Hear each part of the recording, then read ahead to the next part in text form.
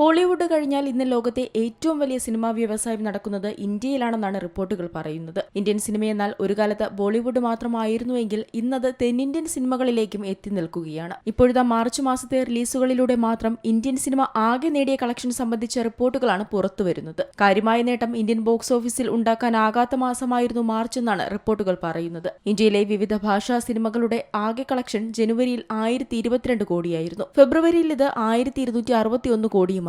എന്നാൽ മാർച്ച് മാസത്തിലേക്ക് എത്തിയപ്പോൾ കളക്ഷൻ 585 കോടി രൂപ മാത്രമായി ചുരുങ്ങി. എന്നാൽ അവിടെയും പ്രധാനമാകുന്നത് 2 ചിത്രങ്ങളുടെ വരവാണ്. ഈ ചിത്രങ്ങളാണ് ഇത്രയെങ്കിലും രൂപ ബോക്സ് ഓഫീസിൽ നേടാൻ സഹായിച്ചത് എന്നാണ് റിപ്പോർട്ടുകൾ പറയുന്നത്. മോഹൻലാൽ നായകനായ എമ്പുരാനും സൽമാൻ ഖാൻ ചിത്രമായ സിക്കന്ദറുമാണ് ആ 2 ചിത്രങ്ങൾ. അതിൽ തന്നെ മാർച്ചിൽ റിലീസ് ചെയ്ത ഇന്ത്യൻ സിനിമകളിൽ ഏറ്റവും കൂടുതൽ കളക്ഷൻ നേടിയത് എമ്പുരാനാണ്. കണക്കുകൾ പ്രകാരം 129 കോടി രൂപയാണ് എമ്പുരാന്റെ ഇന്ത്യൻ കളക്ഷൻ. 122 കോടിയാണ് സിക്കന്ദറിന്റെ ഇന്ത്യൻ കളക്ഷൻ. ഇത് ഇന്ത്യയിൽ നിന്ന് മാത്രം നേടിയ കണക്കുകളാണ് എന്നതാണ് ഇതിൽ പ്രധാനം. മാർച്ച് മാസത്തിൽ കൂടുതൽ കളക്ഷൻ നേടിയ മൂന്നാമത്തെ ചിത്രം നർനെ നിധിൻ നായകനായ തെലുങ്കു ചിത്രം മാഡ് സ്ക്വയർ ആണ്. 60 കോടിയാണ് ഇന്ത്യൻ കളക്ഷനായി മാഡ് സ്ക്വയർ നേടിയത്. വിക്രമിന്റെ വീരധീര സൂരൻ 2 ആണ് 4-ാം സ്ഥാനത്ത്. 51 കോടി രൂപയാണ് ചിത്രത്തിന്റെ ഇന്ത്യൻ കളക്ഷൻ. 49 കോടി നേടിയ കോഡ് സ്റ്റേറ്റ് വേഴ്സസ് നോബഡിയാണ് 5-ാമത്തെ ചിത്രം. മലയാള സിനിമയുടെ സകല റെക്കോർഡുകളും തിരുത്തിക്കുറിച്ചാണ് മോഹൻലാൽ പൃഥ്വിരാജ് കൂട്ടുകെട്ടിൽ പുറത്തിറങ്ങിയ എമ്പുരാൻ മുന്നേറുന്നത്. പ്രഖ്യാപന സമയം മുതൽ തിയേറ്ററുകളിൽ എത്തുന്നതുവരെ ഏവരും പ്രതീക്ഷയോടെയാണ് എമ്പുരാന് വേണ്ടി കാത്തിരുന്നത്.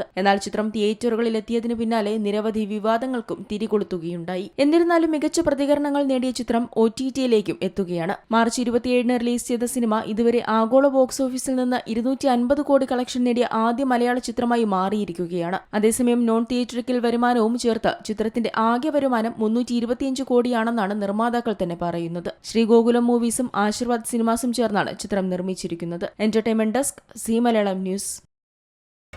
പുതിയ വാർത്തകളും വിശേഷങ്ങളും ഇനി വിരൽ തുമ്പിൽ. എല്ലാ ഡിജിറ്റൽ പ്ലാറ്റ്ഫോമുകളിലും ഇപ്പോൾ സി മലയാളം ന്യൂസ് ലഭ്യം.